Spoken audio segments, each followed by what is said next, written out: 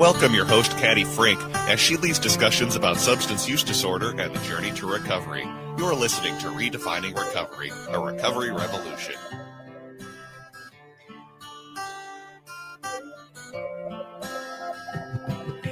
Gotta wait till that magic moment in the music right there. Yes. So hello out there in Radio Land. This is Caddy Frink at Redefining Recovery, a recovery revolution, fulfilling my dreams.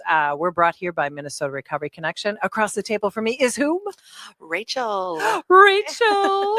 So we're going to be talking to Rachel and myself. We're going to discuss some stuff about advocacy. But first and foremost, I want to always say a special thanks to our volunteers. Lately, we have had an enormous amount of volunteering coming into Minnesota Recovery Connection, and we literally can't survive without it. Would you agree, Rachel? Facts. Facts. Yes. It's just been so amazing lately. Yes. So thank you. But we also have some funders. Some of these funders have sunsetted here at Minnesota Recovery Connection, but I always want to give props where props are due, and that is the Patrick and Amy Butler Foundation, Otto Bremer Trust, the Sauer Family Foundation. Not all of them have sunsetted, but just saying. The Hardenberg Foundation, alongside some of the private donations we get, which we're always happy to take. Corporate donations, always happy to take. Volunteers, always happy to bring into our family. And just anybody out there who is just looking to see if they've got a good cause that they want to help, we're always willing to fill those coffers with whatever you got. If it's your human time, that's great. And if it's your money, we will happily take that as well. So, Rachel, what's right with you today, my dear? Well, first of all, it's Friday. My son, Even though it's going to show on Yes. Saturday. So, yes. So my son has a football tournament this weekend, and we are getting a hotel room, and we are just going to have a blast. So, where yes. is this all taking place? Up in Rogers? Rogers. Okay, Yep. so not far out of Yeah. town, but just A little staycation. yeah, a little staycation, Yeah. just far enough away to feel like you're not Yes. quite at home. A little swimming, a little water park at the hotel. Nice. Yes. Nice. So what is right with you, Caddy? Well, since you did admit it's Friday, but of course it's Saturday to all of you Yes. listening. Yes. Let's see. Happy that it is time for a weekend. It is a strange time of year where it's a little warm, a little cold. But, there's some events going on in the country this weekend that I'm very excited about personally. And since we are on a progressive radio station, many of you know what I'm talking about, but we won't get political, but we are going to be present for that. And then I think I actually might be able to get outside and do a little like chipping in my garden to kind of protect some plants and stuff. Okay. Next week, I think the ferns are coming in, Rachel. Oh, the ferns. The Yes, ferns, I know all about the ferns. Yes. Got to yeah. make room for the ferns. Got to make room for the ferns. So just side note, I have a lot of ferns that I winter in our office. Ginormous ferns. Well, they're even more ginormous. Yes. So I kind of tippy-toed around what we're going to talk about today, which is advocacy. And we've had these conversations before, but Rachel has been involved in something that really kind of brought advocacy on several different levels to the front of our face. But let's have you do a quick introduction. Some people have heard you talk before, but who are you and what got you to Minnesota Recovery Connection and what you're doing now? So my name is Rachel, and I'm a woman in long-term recovery. Oh, she got that one right. Yes. I am a recovery navigator at the Minnesota Recovery Connection. I'm working through the AmeriCorps program, so I'm serving my second term now at MRC. Yes, I just came back after my summer break. I've only been back for a few weeks, but yes, I got into recovery after I had some involvement with the criminal justice type world. I have lived experience with Child Protective Services, and I have been in recovery for 2 years now. So 2 years. Yeah. Would you mind mentioning the substance that really sort of consumed you for a while? Yeah, I would not mind at all. It was methamphetamines. Yeah. Had a deep, deep hold on me. Yeah.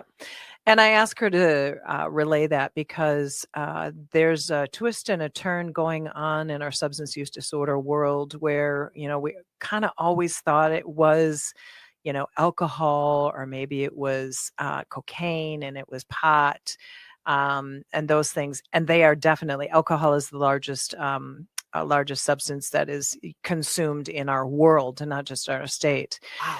I mean, it's legal, and see, Right. that just sort of gives it a whole lot more possibilities, shall we say? Right. But meth is like on the top couple, and it's because of its cost and a lot of different things. And people, it was interesting. There was somebody that came in for an interview and said, she said, I was taking a class, and she said, I thought I could just like take a class and do meth at the same time. And I said, how'd that work for you? She goes, it didn't really work out very well. I can relate to that statement on so many levels. There were so many times in my addiction where I would try to get a job. I mean, and try to, be a normie. Mhm. But I mean, it would literally only last like 2 days, maybe.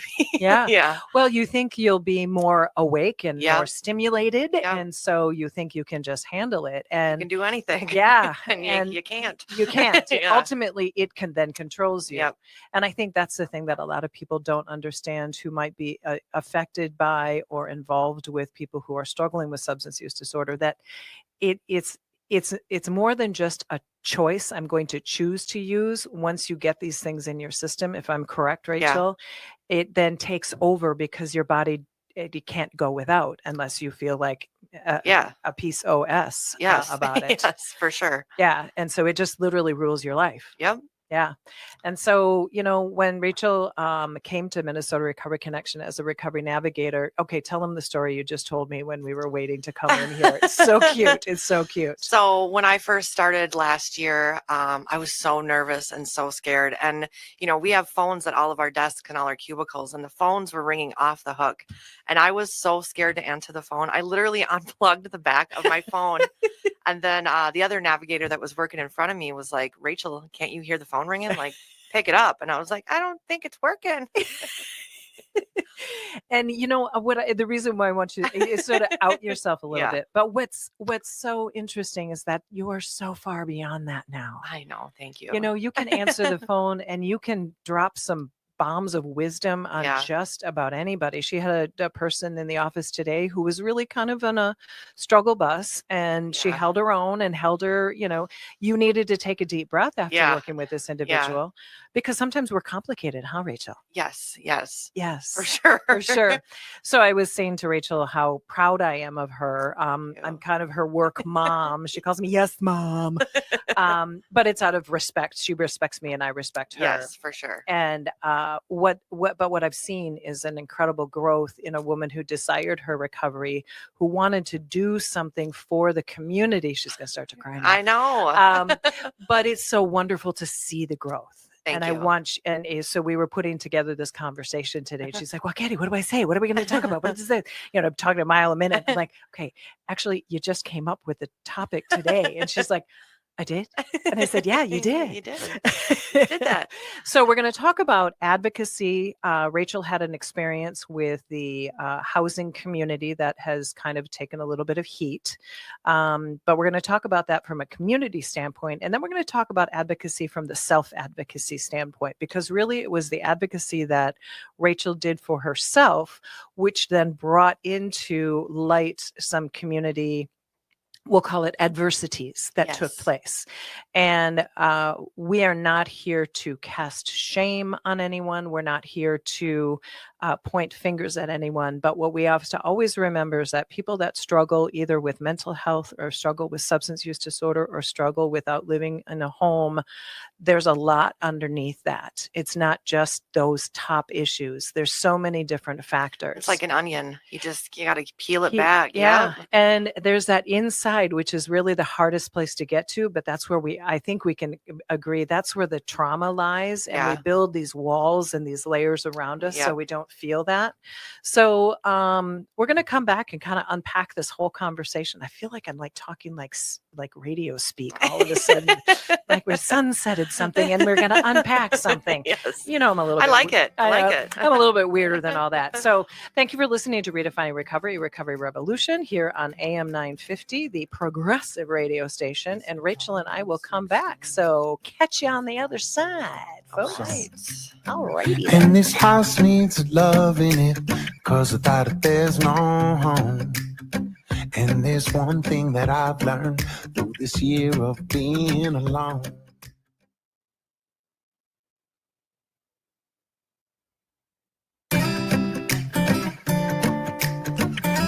There's that happy tune just happening there. Everybody do a little swish from side to side. That happy music. Welcome back to Redefining Recovery, a Recovery Revolution here on AM 950. I'm with whom? Rachel. Rachel, from where? Minnesota Recovery Connection. And what do you do there? I am a recovery navigator. Which is a? I don't do billable services, so I help anybody for free. I help them figure out what their recovery looks like for them. So you are technically what I train, which is a peer recovery specialist. Well, I do have I am certified. I am Yes. a certified CPRS, but Yes. in my role at MRC, I am a recovery navigator. Right. So no billable. No billable. And we always have to like tippy toe around how we define that. But really what it means is that Rachel can deliver services to literally anyone. Yes. And that is what we do at Minnesota Recovery Yep. Connection. We are there to serve the community, serve the public, give them education, give them advocacy, which we're going to talk about, and educate them. And that's what, to me, that's what this entire program is about. It's about giving people some nuggets to chew on here and there. You might not all be familiar. We're going to try to break down the acronyms because we toss them out all the time. Well, it's just a part of our language. I know. And It's like, oh, Caddy, not everybody knows what RCO is. Right, our MRC. Yeah, or MRC. Yeah, so we have to be very careful.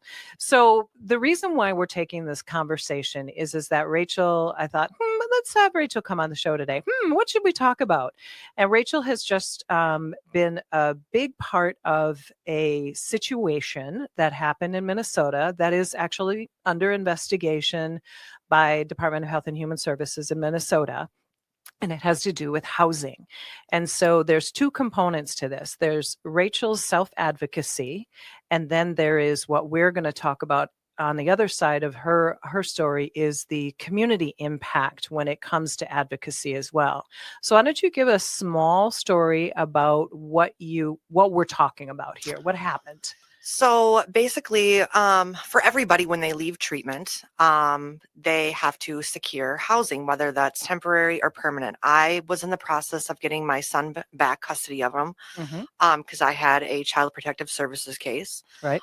So I was looking for permanent housing. And at that point in my life, I was reaching out to any organization possible trying to get this because with my background, it was very difficult for me to find housing. So let me preface, when somebody has a background that is what we call justice impacted, so you might have some misdemeanors, some gross misdemeanors, maybe some felonies. There's a lot of places that kind of like put up the old stop sign on you, like, we don't want you because you could be a bad human. So you have to kind of really dig deep, Really, right? really dig deep. Yeah. So it took me about 5 months. I had to stay in treatment for an extra 5 months because I didn't have housing. Because you had no place to I go. had no place to go. And sometimes people get to go to their families or go to partners or something like that. But then in Rachel's case, that wasn't the case. There was no other option. She needed to find a place to lay her head. Yep. So I had signed up for a housing stabilization service provider. And essentially, I did not receive any services. I ended up securing housing all on my own. I did did the whole move, got everything done by myself. I then started my term at Minnesota Recovery Connection, and I began to build my caseload and take on participants. And I kept hearing the same story over and over again from the people that I was supporting, which was they were signing up for a housing stabilization service, and they essentially were not getting the services. Right. Through that motivated me to get a hold of my own insurance records. And I went through them, and what I found was shocking. I had been being billed for two separate providers. Yep. For thousands of dollars, and I had not received any services. So I did what I thought I was supposed to do. I contacted DHS. I contacted my insurance company to appeal the claims. And I did not hear anything back from anybody. And, that kind of angered me a little bit. So not a little bit. It kind of angered you a lot. Anybody who knows me knows I was ranting and raving about this for months and months. Well, and I think what I want to point out to people who are listening, and that is this takes an extra deep dive. But I think because Rachel was working in an environment where when you hear a story over and over again about people not getting the help that they are supposed to be getting, all of a sudden those little red flags kept popping up, right? And that's what drove you to like do your own investigation, your own self-advocacy. And I think being at Minnesota Recovery Connection and working there, and having that plethora of resources just right at my grasp, and being able to network and talk to other people and figure out, hey, you know what, this isn't right. That's not how this is supposed to go. I don't know if I would have gone down the path that I went if I hadn't been working at Minnesota Recovery Connection. It really just fostered the environment for me to keep going further. Yeah, kind of like what would be, I remember you came to me a couple of times like, Caddy, something's not feeling right. Yeah, you just ran and she wasn't exactly disclosing everything all the time. And I give you little snippets. Yeah, because I think we get afraid, because it's like, if I'm going to use the term blow the whistle on something, what is going to be the repercussion? And Right. I kind of cautioned Rachel in the beginning that sometimes when you bring something to the surface, there can be a counteraction. There's going to be some things. Yeah. So continue on, please. So, like you just said, along the journey of the few people that knew about it, a few of them were like, hey, slow down, sister. You don't know what you're doing. You might be blowing the lid off something big. You might want to be careful. Right. And then I had other people that were like, burn it down. Burn. Take it on, do it, girl. So I waited a few months. I never heard back from the insurance, DHS. So I ended up contacting AJ from Care 11, and through what I was telling him, he began investigating. And later on down the road, the FBI ended up getting involved. There's been indictments, search warrants. But through all of that, they decided to completely shut down the housing support or housing stabilization program. Mm-hmm. And through that, I think a lot of people keep talking about, how do I say this? People being victims, but I think people are forgetting about the real people that were real victims in this. There's people that are on-house community members that are outside right now that signed up for this service and thought housing help was coming, and it never came. Yeah. So, and I think that's why we want to kind of, there's plenty of stories. I mean, there are people doing fraudulent behavior in every industry and every business all around this country all the time. And we're not going to we're not going to talk about that, because that goes in somebody else's hands. That goes in the FBI, that gets DHS. That's our, our state government. They're going to take the movement on that. What Rachel and I came to, and actually Rachel came to this and she had to be reminded, is that when an entity doesn't deliver the services that they promise, there's that person. There's that community member that is having these hopes and these dreams and these aspirations, and they're thinking about getting a possibility of a bed to put their head in rather than sit, in a tent behind a tree or behind a building. And so what we wanted to do is we wanted to say, those are the people that struggle. Yeah, I really want to highlight the fact that I am one of the lucky ones. Very lucky, yeah. Very lucky. I was able to find my own housing. And when I spoke at the state capitol, I made sure that I emphasized that point, because you see me, I have a job, I have a place to live, I have a car, I have a place, I have everything I need in my daily life. But I am one of the lucky ones. There are people out there that are not as lucky as me, and that is who I wanted to advocate for. That was my main mission in all of this. Yeah, it wasn't about blowing somebody up on the other side. No. Because that'll take care of itself. Yes. But it is the people that were looking for the support and looking for the help. And I don't think there is a person anywhere within the listening space out there in whatever state or even what country, because sometimes some people outside the country listen to this show, have not seen somebody who's got a sign on the street or seen a tent or seen somebody who's walking through a mall or at a grocery store who looks a little disheveled. Those are the people we're talking about, that they have asked for services, and sometimes it doesn't happen. Yep. And sometimes somebody does something really bad. Yep. And then there is a victim. There is consequences to that. Yeah. And so Rachel has put together some really good information about some of the services that she has been fortunate enough to benefit from. But maybe there's somebody listening who knows themselves, who has had the opportunity to hear this show, that might be looking for some services, or there's somebody who knows somebody who's struggling and maybe they don't exactly know how to help them. And that's one of the things that I think I always want to stress when I'm doing this program and coming from my absolute heart, is that somebody knows somebody who's struggling in one way or another. Where if it's with substances or with it's a lack of their resources, they're feeling that they don't have what they need. So Rachel's going to talk a little bit about the housing support and what those services look like. She's looking at me like I've just asked her to like walk down the street with balloons on her head. But I want you to talk about some of the housing resources, because that's kind of what broke this whole thing open. Yes. And then we're going to talk about some food resources, and we're going to talk about some mental health resources, because there are people out there that are struggling, that they don't know where to go. And we're going to give you just some high level spaces, but sometimes just making a phone call, which, Rachel, you've helped somebody make that phone call and it opens up, right? Yep. But that's all about advocating for yourself. As you get the information, now what are you going to do with it? Yeah. Yeah. And then that's why what we have at Minnesota Recovery Connection is an individual like Rachel or Josie or our intern Eddie or Lorraine or Alicia, myself included, where somebody calls and says, I just need a little bit of support on how to do this. And we're like, yeah, come on. Right. Yeah, let's do this. We got numbers. We'll just sit next to you and help you make the phone call. Yep. And just give you that encouragement, because boy, it's hard to come out of a place where you've judged yourself, been judged, you've got shame, you've got fear, you've got all these negative things that are just sort of imprinted on you. And then you say, hey, and how about finding a house? Well, I like to think of housing as like the final boss in like the video game. You get, you get out of treatment, and now it's like, right, housing. Yeah, it's like, yeah, scared. So why don't you talk a little bit about what housing resources looks like? What does that sound like?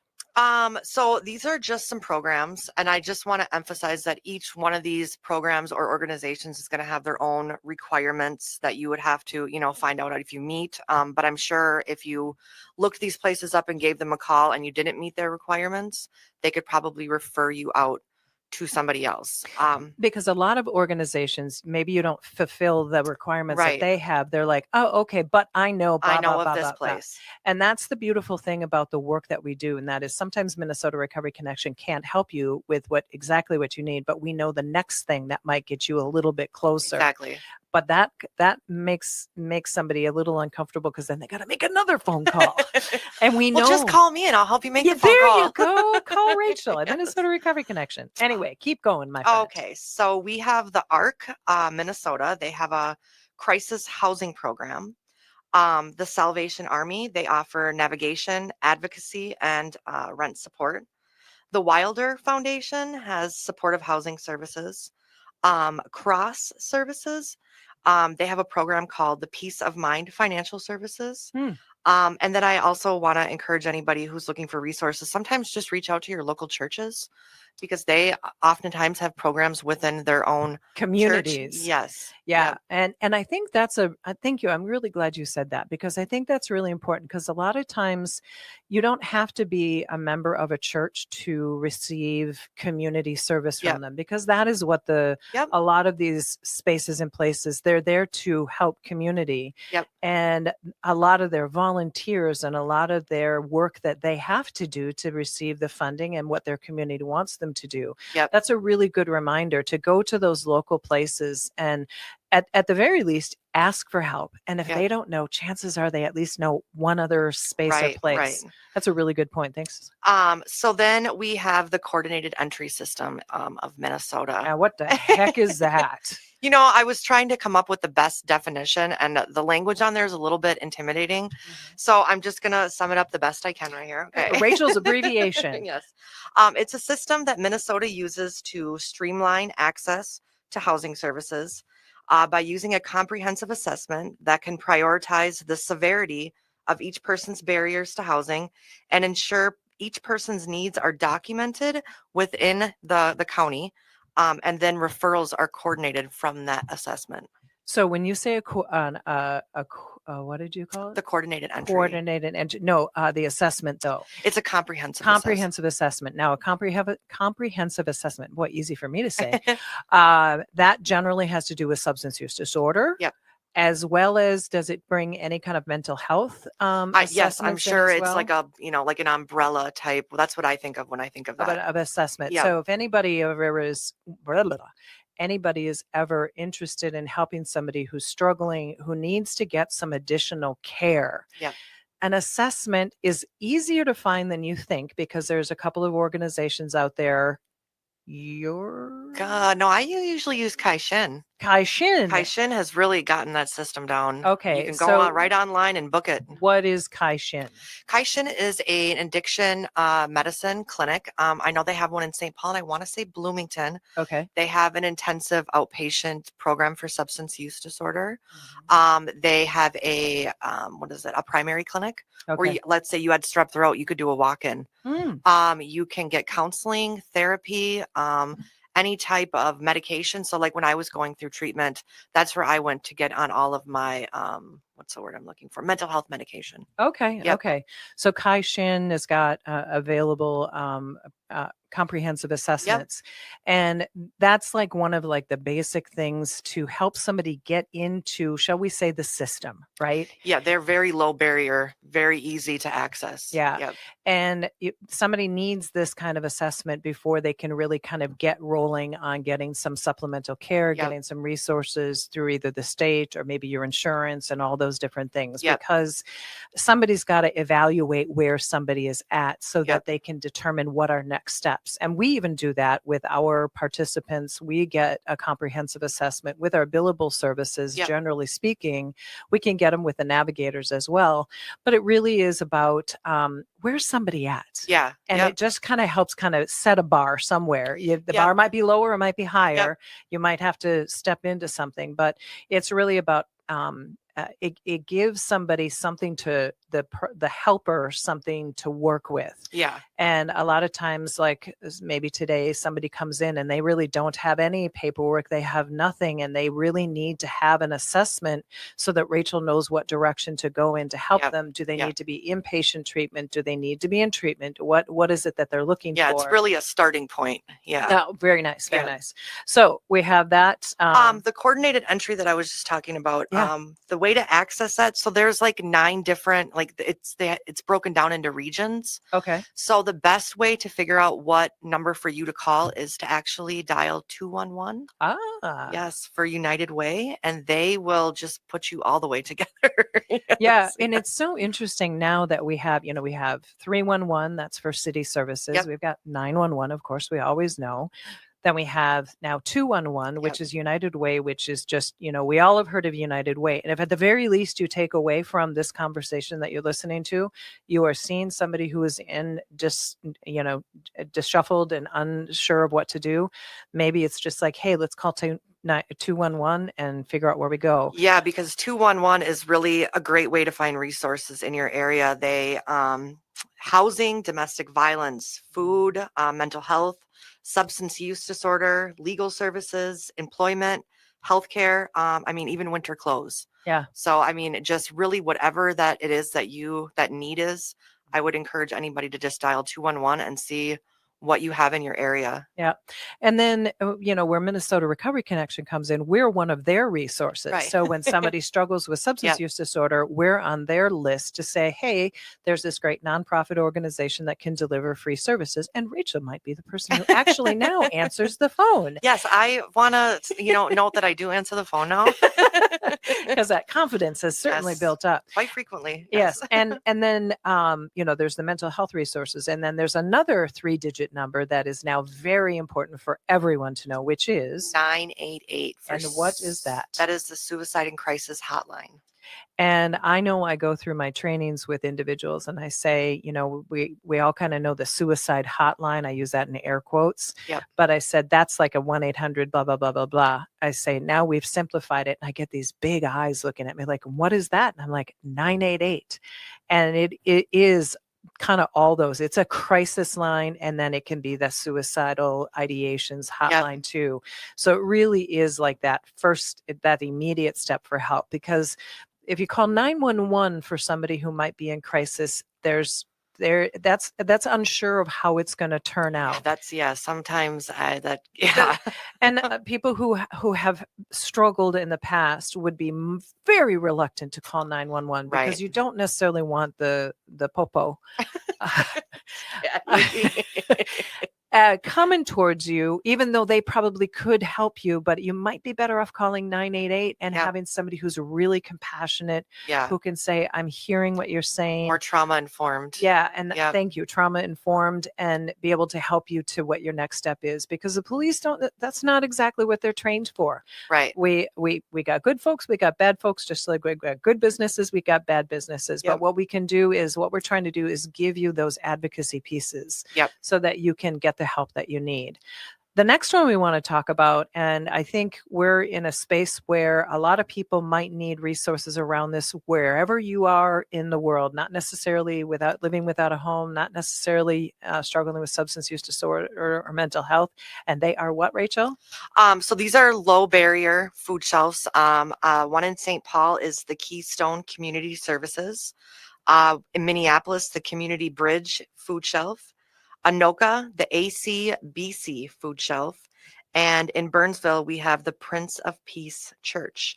But I also have another website. It's called hungersolutions.org. And you can basically go on there and put your zip code in, and it's going to show you every food shelf that's right there in like a 5-mile radius of you. Wow. Yep. And here again is where we can go back to community-based too, because there's a lot of like churches, or maybe your synagogue, or maybe your mosque, or places. I'm sort of speaking in generalities. I don't know if that's actually true.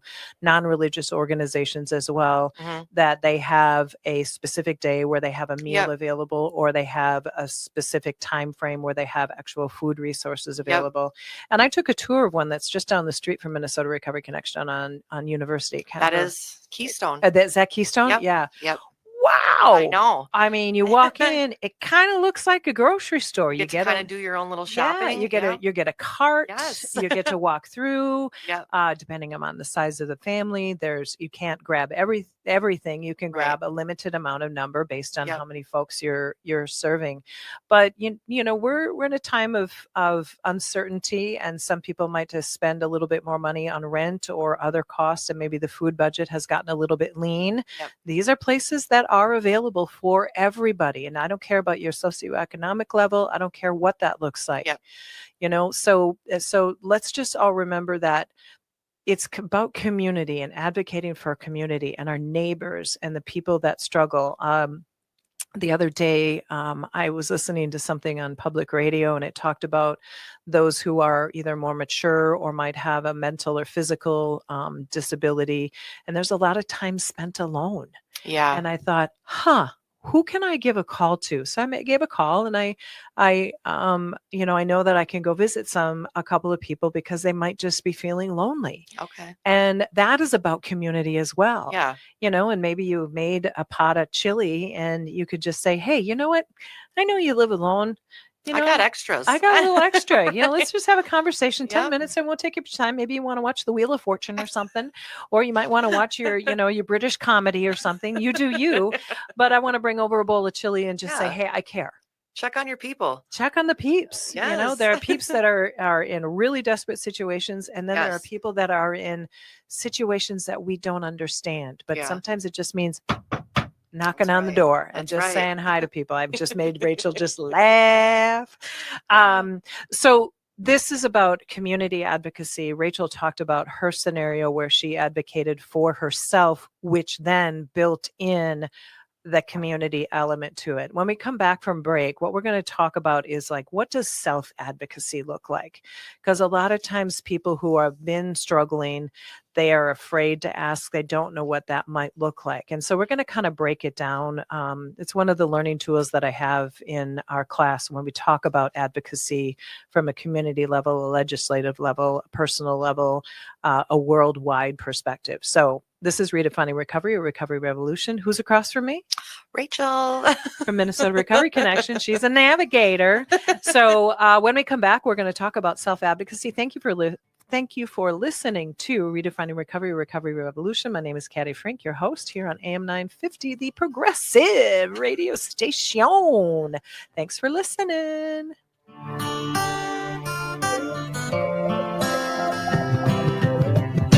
We've all seen the man at the liquor store begging for your change. The hair on his face.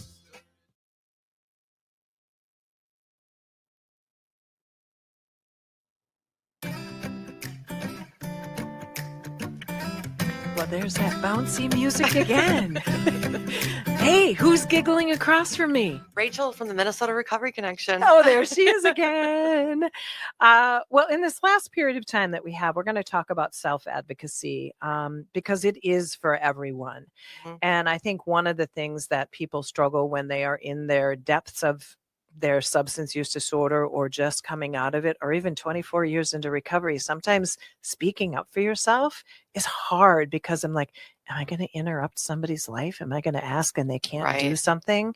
Do they still like me? Right. Am I going to make somebody mad? Yeah. Oh, Lord. Am I going to disappoint somebody if they think I can do what I think I Right. can't do that I don't know if I can do? Right. So asking people what you need, because I think one of the important things about asking for help is the other person, if they can offer the help, that makes them feel good too. Yes. I didn't even think about it like that. That's what I've been able to Yes, turn around in yes. my head. And that is Yeah. if you come to me and say, hey, Caddy, I remember one of the former employees that we had at Minnesota Recovery Connection, she was just getting settled into a new apartment because she had to break away from a situation. And she had a couple of kids, I believe. And so she had limited towels and like sheets and things. And I'm like, I'm an old bedding hoarder. I have more towels and more sheets. And I'm like, oh my gosh, I get to lighten up my linen closet. Yes. Absolutely. Right. And donate to a good cause. And give to a human that really needed it. So it Yes. made me feel really good. Right. She got what she needed. And she realized that it's not that scary to ask because I was so grateful to get rid of stuff, but also to help. Yes. So the next one is speaking up for yourself. You Seems know, appropriate, yes, doesn't it? I'm a firm believer in closed mouths don't get fed. That's what comes to Oh, mind there. yeah. And, like what you don't know, what you don't know. So if you need something, sometimes you have to speak up for yourself. Yeah. Yeah. It- Boundaries maybe even too. Yeah, sometimes we think there's something in the way. We think there's a barrier and there Yeah. really isn't a barrier, Yeah. but we've built one Yeah. because we've maybe asked while we were not in our best selves and somebody said, no, I can't do that. And I won't, and I can't because they're protecting themselves. Yeah. But once we finally get ourselves kind of in a better space, we still have that fear that we're going to be interjecting ourselves on somebody's life. So, and also telling other people what you need, be clear. You had made a comment today about, a scenario that happens in the office sometimes. And I'm like, you know what? We need to know what we need to know. Yes, And yeah. you're like, okay, fine. Well, I just told you. I know.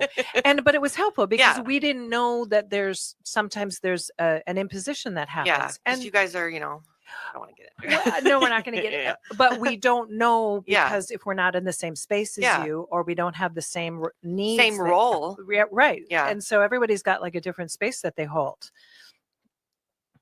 What's the next one on the sheet? Telling others how you feel, or did we just do that one? We just did that one. Oh, voicing your concerns. Hey, Gosh, see? And I think there's a reluctance there as Yep. well. Like if I complain about something, then they're going to look at me and they think that I don't like them or they think that I don't, But when you voice a concern about somebody, and I said this to somebody who was at our front desk a few days ago. It was a volunteer, and he was trying to help a family member who was still struggling with substance use. And I said, a lot of people tell us what we should do all the time and that you got to stop doing this and you're a hot mess. And I said, why don't you just tell them how much you love them? Yeah. And then you can say that I'm concerned for you, but I can't change it. But I want you to know that I'm concerned. Yeah, I think that's really important. And it's Yeah. like, and I'm not saying that to make you feel guilty, but I'm just being honest with you. So if you have a concern about someone, let them know, because maybe that might turn on a light. I also sometimes when like something's bothering me or, I'm concerned, sometimes I like to sleep on it for a little while and You're a just, thinker. I'm Yeah. a thinker. Yeah. I like to think it out and, maybe sometimes I'm thinking about the situation wrong, Or so, overthinking or it, possibly. overthinking it. But Yeah. that's common for a lot of Yeah. people who have been in troubled situations, Yeah. because we get a lot of information about what's right, what's wrong. But then that judgment thing comes in. If I Yeah. ask for help, if I voice a concern, how am I going to be perceived? Yeah. And what we need to do is say, it's okay. And if you're willing, as the person who's voicing the concern, to hear either constructive conversation, it's like, Yeah. I hear what you're saying, and here's why something the way it is, or wow, I didn't know that, so Right. thanks for telling me. Right. We have to be willing to say that there's a couple of sides on this. What's another? Oh, I'll read another one here. Okay. We have a little cheat sheet here, folks, just so you know. Asking for what you want, kind of talked about that. But if you want something or need something, make it known, because if you don't ask, like you said, if you're hungry and you need food and all you're doing is just going to bed hungry, how are you going to get fed? That's right. Ask for what you Yep. need. Yeah, Yes. just sometimes it's hard, but if somebody says no, and here's another thing that I say, somebody might say, no, I can't, but they might say, no, I can't right now. Right. Right. Generally, no isn't usually permanent unless it is. Right. But sometimes somebody can't do something in the moment, but it's like you said, let me think on it. Let me figure out what the next thing might be. Sharing your ideas. Ooh, that's really good. Well, that's exactly what you did with the situation that you were in with Yeah. the housing. You shared with everybody, and you got some feedback. Some constructive feedback. Right. Yeah. But you voiced your concern. Yeah. And then when you actually share an idea of what you want to do with it, then Yeah. sometimes the solution can come along. Yeah. You may not like the solution. No. But like that's like a grand thing. Like these things can be just little small Every things you do during the day. Yeah. Like Yep. when I go home and I see my guy, I'm going to say, you know what? You didn't sleep well last night. I didn't sleep well last night. We'll have a little quick conversation. Then Yep. tomorrow morning, we'll have our normal Right. Saturday morning conversation. Planning your own future. I like that one. Goals are very important. Very important. Realistically sized goals. Yes. Smart goals. Smart goals. But when you have an idea and you want something to play out, a lot of times we have these real lofty goals, like I want to buy a house. Yep. Have you rented an apartment recently? Right. Or I want to get a new car. Do you have your driver's license? Right. Sometimes Very we good have point. to we have to like simplify it, pros and cons, break it down. Get those small ones out of the way and work up to the big ones. And you've done that with plenty of people all over the place. Yes. Deciding what you want in life. Yep. Don't let other people determine what they think you need. And that happens a lot in our world with substance use disorder, where it's like, I know you need to get clean.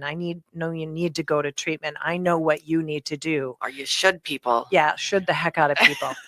And what this says is that here's what I want to do. Can you help me with what I want to do? Yes. Because that gives the power and the choice back to the person who has maybe been at a deficit for a long time. Personally, when I was in the thick of my substance use and my alcohol use, I didn't want anybody to help me because I didn't know how they could. So I just kind of kept on for a long time. Right. Because I didn't know how to ask for help, because I lived in a traumatic lived experience as a child where my parents couldn't help me as much as I needed. So how do I ask for help if I don't know how? Right. So you just kind of live in that sort of weirdness. Yeah. What's that last one? Making your own choices. Oh. And making a choice can be hard. It can be hard, but it can also be very empowering. Very empowering. And that's one of the key words that Rachel also has on this. What are those 3 things that you wrote? Because I think they're really great. I have empowerment, boundaries, and know your rights. Where does know your rights come in? What does that? I was just kind of thinking about that more of like from the standpoint of like maybe you are in treatment for substance use disorder, or you are going through, I don't even know, any kind of legal scenario, knowing your rights, so you don't get them. What's the word? I don't know. I don't know. I can't pick your brain. You don't get violated. Well, yeah, you don't get violated, and Yeah. as well as we are here to offer resources for people. We might not know the answer when somebody feels like their rights have been violated or they're not sure what their next legal steps are, but we can give you resources. And that's advocacy. It's like the key component of Minnesota Recovery Connection. Well, Rachel, it's been a blast. So fast. So it's already fast. over. Yes. Well, thank you for listening to Redefining Recovery, a recovery revolution. Here with whom? Rachel Lean from Minnesota Recovery Connection. Awesome. Thank you all for listening. I hope you took away a tidbit. If you have any questions, please reach out to Minnesota Recovery Connection. And this will be live streamed on our website as well as on AM 950, the progressive radio station. Thank you for listening. Have a great day.